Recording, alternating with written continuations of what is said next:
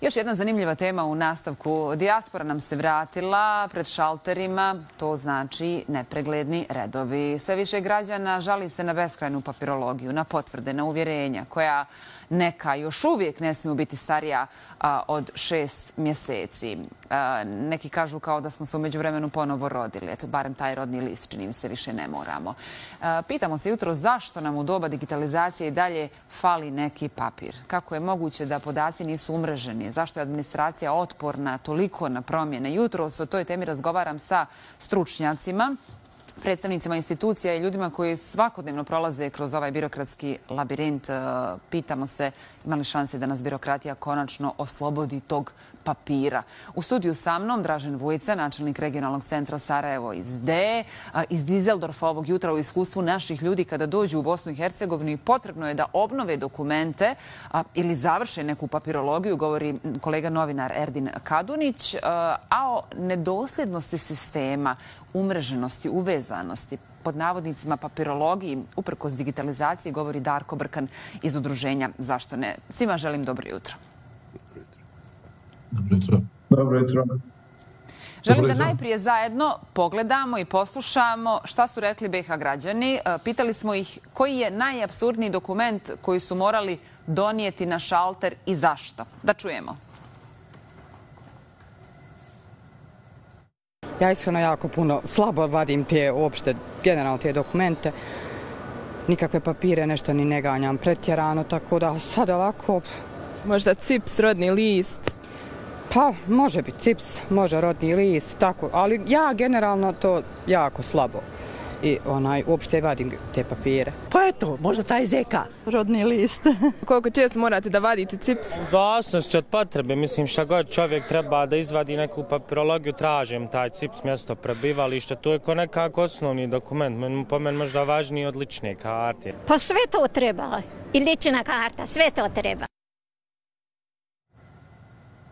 Sve to treba i ništa nije apsurdno, čini mi se, možda smo se odveć navikli, ali evo da pitam svoje sagovornike ovdje u studiju. Sada, gospodine Vujica, ne iz profesionalnog smjera, nego onako ličnog, životnog, koji je vama trenutno najapsurdniji dokument koji još uvijek moramo da vadimo? Pa definitivno je to takozvana CIPS potvrda, obrazac PBA4, pogotovo u današnje moderno vrijeme komunikacija, tehnologija i ostalo je nepojmljivo da građani, kako kažu, hodaju i ganjaju papire. Definitivno sve institucije koje sudjeluju u sustavu i lancu identiteta moraju poduzeti dodatne napore da se ubrza procedura. Je li CIPS važniji od lične karte? Pa, pazite, mi neko temeljno iskustvo ideji koje imamo, mi smo, evo, i ako ste vidjeli, protekle 2 godine poduzeli ogromne napore, čak su bile neke preskonferencije pojedinih ministara i ostalog gdje je objavljen rat CIPS-u, odnosno takozvanoj CIPS potvrdi, gdje smo mi iz ideje poduzeli dodatne aktivnosti da animiramo sve institucije tijela javne vlasti da preuzmu podatke iz evidencija ideje elektronskim putem. Ali nismo još dobili rat? Na putu smo da dobijemo rat. Značajan broj institucija je zaista proveo procese digitalizacije i vjerujte, po nekim iskustvima koji smo mi imali u razgovorima kad smo ulazili u te procese, nismo ni mi bili sigurni kad uputimo upit tim institucijama zašto im treba CIPS potvrda. O tome ćemo svakako govoriti. Ono kome smo objavili rat i dobili rat, čini mi se, jeste taj rodni list. Mnogi naši građani u Bosni i Hercegovini i oni koji žive izvan nje kažu ne znam zašto svaki put novi rodni list, kao da sam se ponovo rodio, još uvijek sam živ. I vjerujem da bi to bio odgovor jedno od najapsurdnijih dokumenata koji nam se traži, ali evo, njega smo nekako isključili, barem to. Kolega Kadunić, šta vi kažete? Dokument koji? Pa, što se tiče nas iz dijaspore, ne bi ja tu pravio neku razliku između naših ljudi koji žive u Bosni i Hercegovini i nas iz dijaspore. Manje i više nama trebaju isti svi ti dokumenti koji trebaju našim ljudima koji svakodnevno, znači, kubore sa tim problemom, odnosno imaju hajmo reći, određenih administrativnih hodnji, idi vamo, idi tamo. Što se tiče samog dokumenta, ja bih rekao, pa eto, taj rodni list, mislim, uzimajući praksu iz Njemačke, ja ovdje vidim isto dosta ima ljudi koji dolaze sa rodnim listoma koji su stariji od 40-50 godina i dan danas im važi, znači, kad predavaju te dokumente. Mislim, po meni bi možda bio taj rodni list taj najveći problem u navodnim znacima. Pitanje, mislim, ako ćemo onako iz perspektive mojih ličnih iskustava, meni trenutno najveći problem, budući da sam u trenutno inostranstvo, ističem registracija od auta, moj trenutni problem je onaj pečat u saobraćajnoj dozvoli. Ali mislim, zapravo, šta je apsurd je da je zapravo najveći problem upravo onaj dokument koji ti u tom trenutku nedostaje. A živimo u vremenu čipova, digitalizacije, vještačke inteligencije, gdje to sve može biti uvezano i gdje neće biti bitno o kojem dokumentu se zapravo radi, ukoliko su svi dostupni, ukoliko su sve baze podataka uvezane. Tako da uvijek je onaj sljedeći koji vadiš zapravo najvažniji u tvom životu, mislim, trenutno podnici. Da, to bi moglo i trebalo da se riješi i elektronski, odnosno sa godišnjeg odmora, da ne morate lično doći. Evo, podijelit ću svoje vlastito iskustvo, dakle, vrlo sam se obradovala kada je elektronski potpis došao u upotrebu i negdje sam požurila da i to sebi omogućim, međutim, zbog neumreženosti, neuvezanosti, dakle, dobili smo jedno takvo dobro rješenje koje ne možemo koristiti. Pitanje za vas. Zašto donosimo rješenja koja ne možemo implementirati i kako to zapravo u praksi funkcioniše? Zašto još uvijek, gospodine Vujić, ganjamo papire? Prvenstveno, prvi uvjet da bi se poboljšale digitalne usluge, digitalizacija, mi u Bosni i Hercegovini na svim razinama vlasti, odnosno sva tijela vlasti moraju donijeti jasne politike i procedure korištenja. I kad budu te procedure i politike, smjernice, strategije donesene i zaista iskazana dobra volja da idemo u procesu digitalne transformacije, onda će doći do pomaka u korištenju elektronskih usluga. Oko samog elektronskog potpisa dugo vremena je bilo, to je ona priča šta je starije, koka ili jaje. U procesu digitalizacije mi imamo zakon o elektronskom potpisu iz 2006. godine, imamo nadležnosti ideje koje su utvrđene 2008. godine, čekali smo 11 godina na donošenje provedbenih akata da bi uopće mogli postati ovjeritelj, izdavati elektronski potpis i cijelo vrijeme je bila ta fama kad pitate dio poslovne zajednice, javne institucije koji trebaju pružati građanima olakšane usluge putem digitalnih kanala i ostalo, uvijek je bilo isticanje nedostaje elektronski potpis. Sad kad smo mi implementirali elektronski potpis, ja iskreno ne vidim velike pomake od strane institucija i ostalo u razvoju elektronskih servisa gdje će građani zaista moći doći elektronskim putem iz fotelje svoga doma, radnog mjesta ili bilo čega obaviti bilo koju elektronsku uslugu i da ne idu na šaltere i da ne čekaju u beskrajnim redovima. Da. Kolega Kadunić, kakva ste vi sve iskustva imali? Evo, još uvijek niste došli u Bosnu i Hercegovinu, ne znam ni da li planirate ove godine posjetiti domovinu. S kakvim iskustvima i praksama ste se susretali kada vam treba nešto u Bosni i Hercegovini? Kako to izgleda? Pa ja bih predstavio jedan pozitivan primjer i jedan negativan primjer. Negativan primjer bi bio što ja kad želim da izvadim neki papir ili kad predam neki zahtjev, nema mogućnost da ja, na primjer, online napravim jedan termin. Da ja znam, ok, moram ići u opštinu, haj pogledat ću na web stranicu, tamo ima jedan portal gdje se mogu napraviti termini, tako da ja znam da ću ja u srijedu u 12:30 doći na red, da unaprijed znam već koje papire moram donijeti, odnosno da predam nekakav zahtjev da se to sve završi. To bi znatno olakšalo svima nama, znači ljudima koji žive u Bosni i Hercegovini, odnosno koji dolaze na odmore, da unaprijed mogu već napraviti online termine i da putem tih web stranica tačno znaju, jer i to je nekad malo, ajmo reći, ko neka vrsta džungle, da ne znaš ako vadiš neke određene dozvole, da ne znaš tačno šta ti treba, pa se mijenja nekad pravila, pa ti treba ovaj papir, sad ti treba još ovaj, nisi to očuo. Malo te transparentnosti, predvidivosti i, ajmo reći, neka ušteda vremena. A pozitivan primjer koji sam ja lično imao, jeste da sam ja prošle godine ganjao u navodnim znacima papire za izgradnju sprata. Ja živim u Dobrinji, odnosno u aerodromskom naselju, i imao sam izuzetno pozitivno iskustvo kako je to bilo poprilično jednostavno dobiti urbanističku saglasnost. To je išlo bez ikakvih problema, ja sam dobio na putu informaciju šta mi treba, ja sam donio sve te papire koje se trebaju donijeti i u veoma brzom roku sam ja završio urbanističku saglasnost. Tako da me to izuzetno iznenadio se, rekao šta se dešava, vidi kako ovo ide brzo, jednostavno i baš velika hvala općini Novi Grad da su to pojednostavili, ubrzali kako god. Da, ovaj prvi primjer koji spominjete kao negativni, to nekako dolazimo do zaključka da nam uvijek fali jedan papir. Da zapravo ne znamo, ali kada kažete voljeli biste da to bude transparent i da znate kada ćete doći na red, ovdje se kolega na red tako lako ne dolazi ni kod doktora. Darko, kad smo kod transparentnosti, postoje li primjeri u praksi, evo recimo, ako želite da uplatite novac i ne želite to učiniti u banci, nego hoćete to da uradite u pošti, sve preko 2000 konvertibilnih maraka, dužni ste dati ličnu kartu koju će oni iskopirati da biste uplatili taj novac. Po zakonu ili tako, ideja da stalno na to upozorava, nismo dužni davati ličnu kartu, odnosno jesmo na uvid, ali ne u potrebu kopiranja. Međutim, ako hoćete da položite taj novac, ne možete to uraditi bez kopiranja lične karte. Šta je sa još ostalim nekim primjerima gdje plaćamo takse, ovjere koje možda ne bi trebali da plaćamo?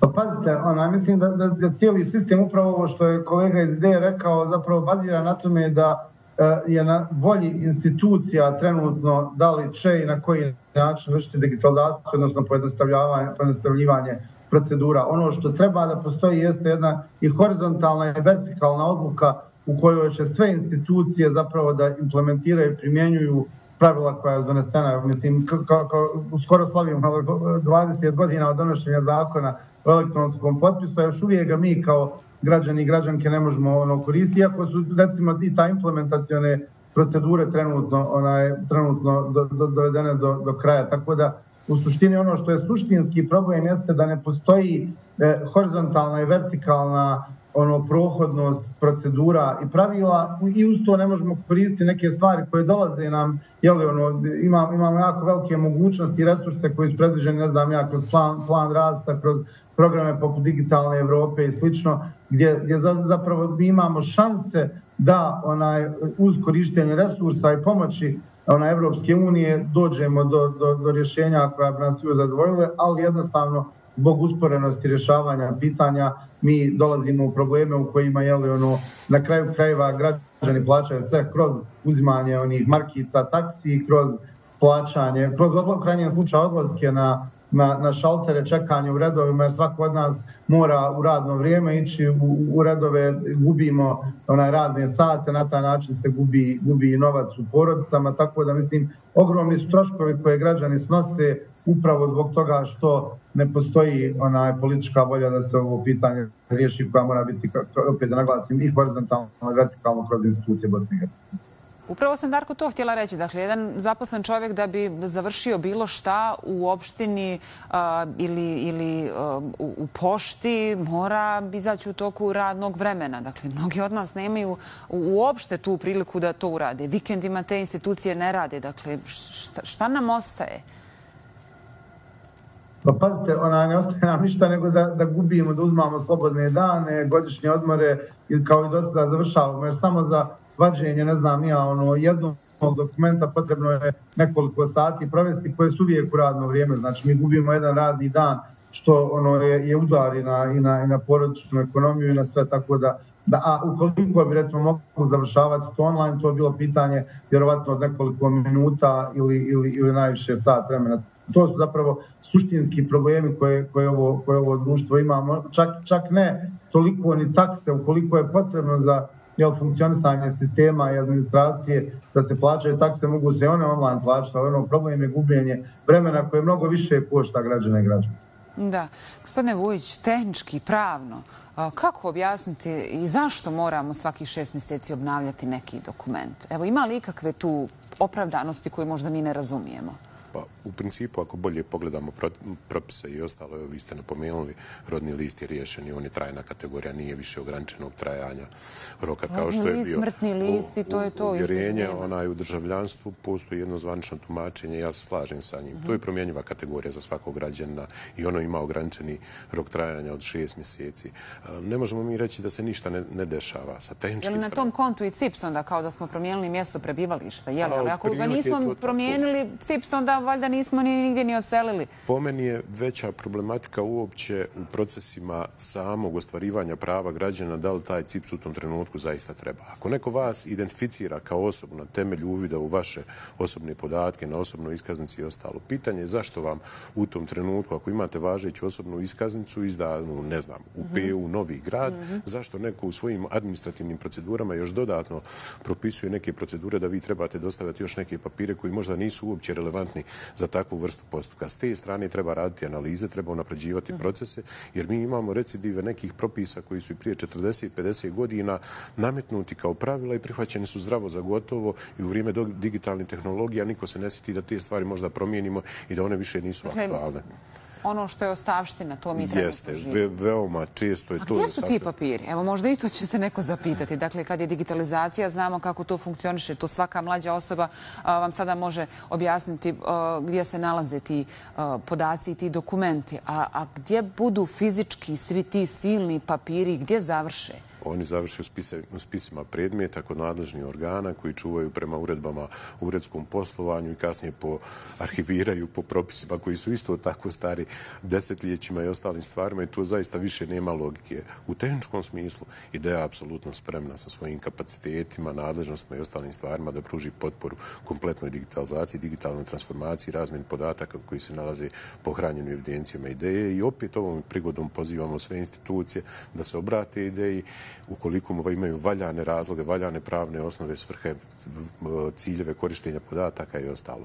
Ne možemo reći isto tako da se ništa ne dešava i u ovom nekom legislativnom planu. Evo imamo pozitivan primjer iz Parlamentarne skupštine BiH. Prije 15-20 dana su bile izmjene i dopune zakona u upravnom postupku gdje je po prvi put unesena odredba da su svi organi, tijela i institucije Bosne i Hercegovine dužni službenim putem pribavljati podatke iz službenih evidencija. Znači da građani koji ostvaruju svoja prava nije obavez donositi dodatne dokaze, nego će to elektronskim putem. Tako je. Da, mnogo je tu zanimljivih pitanja, a vratit ću se njima sa još jednim vrlo konkretnim primjerom iz ličnog iskustva, ali želim čuti iskustvo i kolege Kadunića.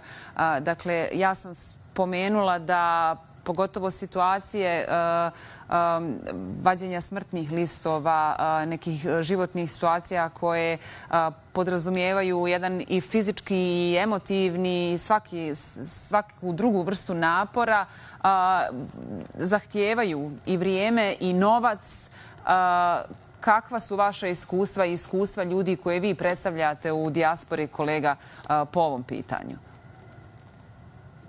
Pa, mislim, manje više ista iskustva kao što naši ljudi dole imaju, koje sam već rekao da ne bi tu volili napraviti neku razliku. Radi se o vremenu koji ljudi izgube doslovno čekajući u nekom redu, ne znajući hoće li tog dana biti gužva u opštini, da ne. Bilo bi lakše i jednostavno efikasnije da ljudi unaprijed već mogu bukirati termin, da on sad sjedi u Njemačkoj i da zna, ok, ja krećem za 2-3 dana, super, idemo na more, imam još 3 dana, taman ću napraviti termin u petak u 12 sati. I onda tačno u 12 sati ja dolazim na red, vidio sam unaprijed šta mi sve treba, predajem i ljudi bi bili sretni kad bi već to mogli jednostavno da imaju online termine, da znaju kad mogu doći, da ne gubi vrijeme. Ja znam neki ljudi isto kod nas slučaj produživanje pasoša, radi to dole u Bosni, ili vađenje lične karte, produživanje i tako dalje. Znatno lakše bi bilo da znaju kad trebaju doći, u koja doba, jer zna se koliko treba za postupak predavanje lične karte ili vađenje nekog dokumenta, to se administrativno može začunati, za taj postupak treba 20 minuta, pola sata, tako da se mogu praviti termini. Mislim, to bi bilo za početak ogromna pomoć za nas sviju, da znamo, očekuje me tamo neko u 11:50 i obraća taj slučaj i jednostavno da ne trošimo vrijeme. Vrijeme je, mislim, najviše što nam tu treba. Šta je sa smrtnim listovima? Šta je sa prebacivanjem članova porodica koji su živjeli negdje drugo, žele biti ukopani negdje drugo? Kako to funkcioniše? U mene je to, ja imam lični taj slučaj, sam imao prošle godine, mati mi je preselila, znači umrla i to je, ja sam mislio katastrofa će to biti papirologija, matični ured, vadi smrtni list. To je išlo tako bez ikakvih problema, znači Medžlis islamske zajednice Bugojno, gdje mi je mati znači ukopana, je završio sve da sam ja jednostavno ostao bez teksta kako je to bilo bez ikakvih problema. Par nekih dokumenata sam morao izvati ovdje u Njemačkoj radi prijevoza, znači mrtve osobe, i onda je to išlo tako glatko da su meni, evo, opet jedan pozitivan primjer, da je to išlo bez ikakvih problema, kompletna procedura do samog ukopa je bila perfektna.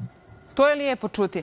Darko, vi govorite o nedosljednosti sistema, o toj papirologiji, o čak nekim ovjerama i nadovjerama koje su u biti nepotrebne. Evo, čuli smo iz vaših odgovora i gospodina Vujića, dakle, da je tu riječ o nepovezanosti sistema, o nekim ličnim, pojedinačnim, odnosno individualnim pravilima svake institucije. Prije, ne znam, nekih možda 5-6 godina, ja vjerujem da se sada ništa nije promijenilo, jer ponovo sam nakon toga htjela u Maroko, za koje nam treba viza. I, dakle, da biste dobili vizu za Maroko, vi trebate, dakle, donijeti potvrdu iz firme da ste zaposleni, ali to nije sve, nego vaš direktor u vašoj firmi mora imati deponovan potpis u sudu kao dokaz da ste vi dio te kompanije ili da to bude nekakvo jamstvo za vas. Nakon toga trebate jednu potvrdu ovjeriti u Ministarstvu sigurnosti, a onda uraditi nadovjeru u Ministarstvu civilnih poslova. Svaka ta ovjera i nadovjera košta 30 konvertibilnih maraka. Sad, onako, u tom trenutku mi imamo sjajnog direktora, pa mu to nije bio problem, odnosno imao je deponovan potpis. Ali zamislite vi, evo recimo mog kolegu koji ima direktora u jednom ogromnom preduzeću koji se pojavljuje u firmi svako nekoliko mjeseci i nije imao deponovan potpis. Sada zbog mog nekog prijatelja ili njegovog putovanja vi trebate za rukav dovesti svog glavnog direktora i reći, evo, trebate deponovati ovdje potpis kako bi ja dobila vizu za Maroko i otišla, ne znam, na svoje putovanje. Dakle, to su situacije, a da ne govorimo o tim ovjerama i nadovjerama koje koštaju 30 konvertibilnih maraka, pa dođe to na mnogo više od onoga koliko su ljudi spremni i trebaju izdvojiti za jednu vizu. Pa pazite, mislim, ovdje su malo i uvezane i iz pravila drugih država i Bosne i Hercegovine, ali ono što mi s naše strane možemo raditi, ja se tu slažem sa gospodinom Vujićem, da se neke stvari rade. Došlo je do pomaka u odnosu na ti 5-6 godina o kojima govorite. Mislim, definitivno ono što je problem jeste da uz to da smo stvorili uslove za neke od stvari koje bi mogle biti mnogo lakše i mnogo jednostavnije, mi nismo uspjeli to da implementiramo do kraja. Mislim, u krajnjem slučaju, ja ako imam biometrijske dokumente Bosne i Hercegovine i ličnu kartu i pasoš i imam važeći i certifikat, odnosno elektronski potpis, certifikat, zovite ga kako hoćete, ja bih mogao iz topline svog doma, u krajnjem slučaju ovdje sada iz Italije, iz Porto Češarea, bi mogao završiti manje više većinu stvari koje su mi potrebne u našoj administraciji, jer su preduslovi stečeni. I ono što je meni zapravo najgore u tome svemu jeste da smo mi napredovali u sticanju preduslova i implementaciji tehnologija i pravila koje još uvijek ne možemo da koristimo, nego i dalje moramo obići značajan broj šaltera, podići značajan broj papirologije da bi uspjeli na kraju završiti stvari. Mislim da je potrebno napraviti te dodatne korake što je prije moguće i u krajnjem slučaju, opet naglašavam, nama je bitno da institucionalna prohodnost svega toga i da zapravo institucije dobiju u zadatak da implementiraju pravila i da u krajnjem slučaju ne moramo za svaku stvar tražiti dodatnu dokumentaciju, nego da svaka institucija ima pristup bazama, da može provjeriti stvari. Ja se slažem da neke stvari kao što je državljanstvo ili CIPS ne mogu biti trajna kategorija, ali se jednim klikom mogu provjeriti. Ne mora svaka osoba ići proći 5 šaltera da bi donio dokumente, nego bilo koja institucija koja je uvezana u sistem morala moći provjeriti i te stvari koje nisu trajna kategorija. Gospodine Vujić, hoćete mi vi iskomentarisati ova pojedinačna prikupljanja dokumenata za vize? Do koga je to zapravo? I evo, nisu tu dakle uključene samo institucije neke druge države, nego i naše, i sigurnosti, i civilnih poslova, i sud Bosne i Hercegovine, i ti famozni deponovani potpisi. Pazite, po pitanju tih nekih međunarodnih odnosa i i prometa i ljudi i roba i ostalo. Postoje jasne procedure, međunarodni ugovor, Bečke konvencije i ostale stvari. I po tom pitanju zaista se traže određene vrste nadovjera i ostalog. I jednostavno kad Bosna i Hercegovina... Čemu služi nadovjera? Ako je meni Ministarstvo sigurnosti ovjerilo dokument, zašto mi mora nadovjeriti Ministarstvo civilnih poslova? U principu te obaveze proističu i zaključeni međunarodni ugovor. Ali nema svaka ambasada tu vrstu ovjere i nadovjere. Ovisi opet o sporazumima koji su potpisani sa pojedinim zemljama u smislu korištenja viznog i bezviznog režima. Čini li se vama da smo mi potpisivali neke stvari da ne znamo ni šta smo? Veoma često. Često Bosna i Hercegovina preuzme obaveze i ostalo. Ponekad je to i dobro. Potpišemo neke stvari, budemo dovedeni do zida i onda zaista moramo implementirati digitalne usluge. Primjer za to vam je vizna liberalizacija. Kad smo potpisali neke sporazume, pa smo onda bili prisiljeni u roku 6 mjeseci da napravimo sistem koji... Ali potpišemo mi ono što ne treba. A i ono što ne treba. Dobar primjer isto tako Uprava za neizravno oporezivanje gdje imamo elektronske provoznice, implementiran elektronski potpis i ostalo. To su one sve stvari pozitivne koji se radi u nekom backendu u ovom trenutku gdje javnost ne vidi, ali zaista postoje benefiti i za građane i za poslovnu zajednicu Bosne i Hercegovine. Da li smo na dobrom putu? Jesmo. Jesmo li spori? Jesmo. Moramo ubrzati korake da stignemo trendove koji vladaju i u okruženju i u Europskoj uniji ako želimo biti dio tog. Koliko uopšte mi shvatamo da gubimo utrku sa omladinom? Mi još uvijek kada govorimo o i pokretanju biznisa i informisanju tih mladih ljudi na način da im konkurse i oglase objavljujemo u printanim medijima, ruku na srce od mladih ljudi, to nitko niti čita, niti čini mi se više zna za to. Zašto nikako da nekako izravnamo taj svoj mindset sa tim mladim ljudima koji provode vrijeme u javnom gradskom prevozu, ispred njega stoji veliki displej na kojem može biti oglašeno da može aplicirati za neki sezonski posao, stipendiju, informisati ga o nasilju ili o bilo čemu. Koliko zapravo smo mi tu napravili distancu? Pa mislim da je distanca očigledna. Mladi ljudi su pokretač svega, te nove generacije. Mogu li oni natjerati ove institucije da malo se Pa ja duboko vidim da hoće. To su generacije koje su duboko informatički pismene, koriste moderne tehnologije i sve više će zahtijevati neke stvari. Mi u ideji kad razmišljamo oko nekih stvari da implementiramo rješenja i ostalo u nekim analizama upravo smo prepoznali poslovni sektor, odnosno financijski sektor koji je visoko digitalizovan i usmjeren kao nosioci promjena i upravo mladi ljudi.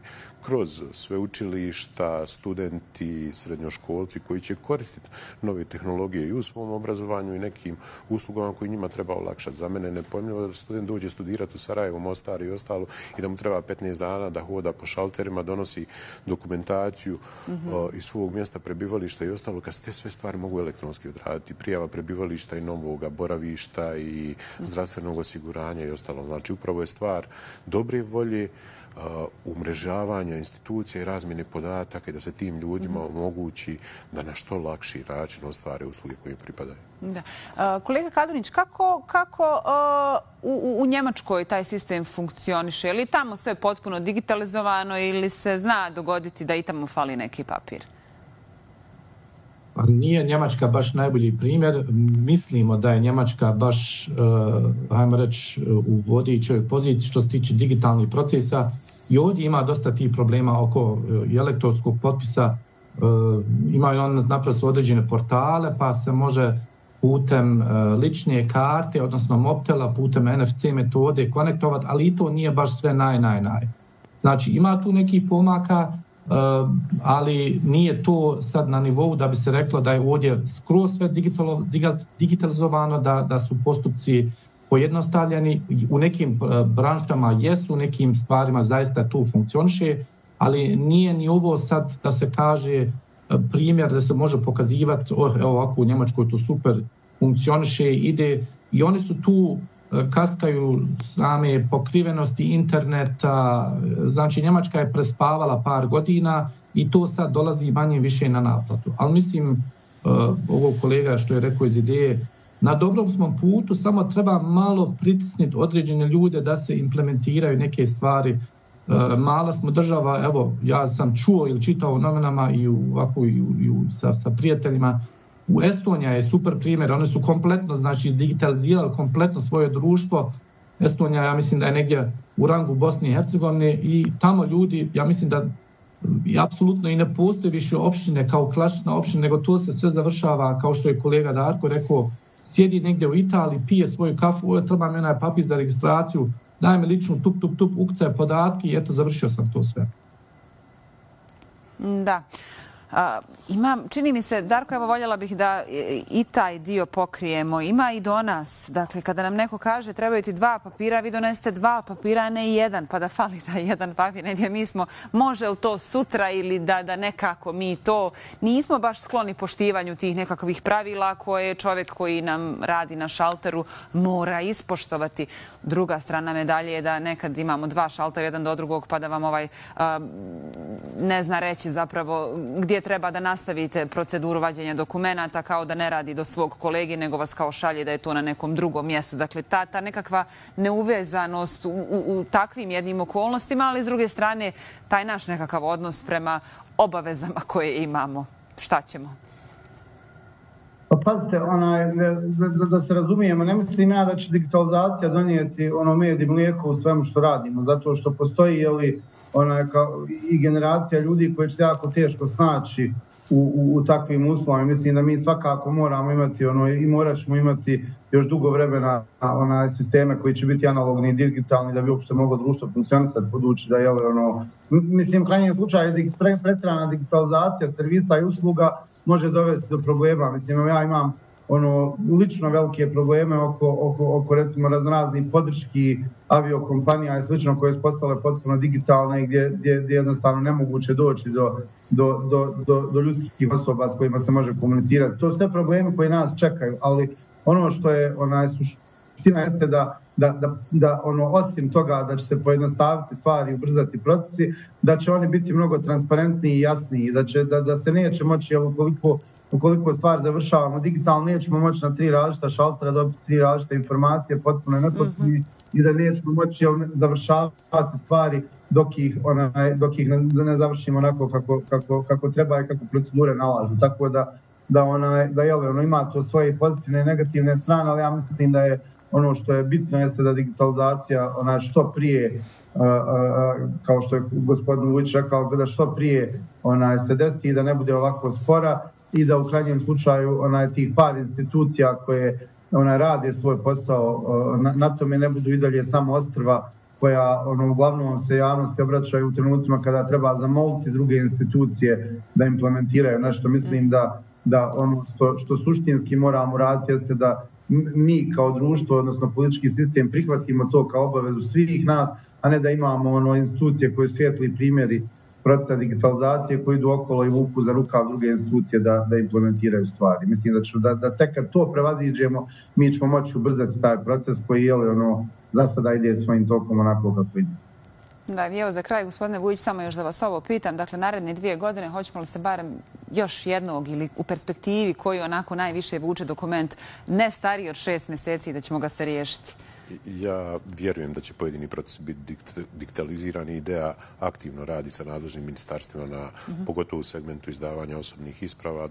Vjerujem da će se procesi registracije vozila, vozačke dozvole i još neki drugi procesi maksimalno ubrzati gdje će biti omogućene elektronske usluge. Isto tako smo aktivno uključeni u priču sa Ministarstvom vanjskih poslova Bosne i Hercegovine da se olakša upravo život građana naših koji su u dijaspori, jer smo svjesni svih njihovih problema i procedura koje traju i po 3 i 6 mjeseci da dobiju jedan dokument ili neki papir koji im je neophodan da bi uopće došli u domovinu i ostvarili neko drugo pravo. Tako da sam siguran sa planom rasta, dobrom političkom voljom, prohodnosti nekih zakonskih rješenja i ostali stvari da će Bosna i Hercegovina, htjela to ona ili ne, morati ubrzanim procesom da ide prema Evropskoj uniji i evropskim integracijama. Svi to čekamo. Hvala najljepša za podijeljena iskustva jutros. Hvala i za profesionalna i lična iskustva koje smo imali priliku čuti od mog kolege novinara iz Dizeldorfa, od kolege Darke. Svakako, hvala vam za učešće u Novom danu. Hvala vam. Hvala vam.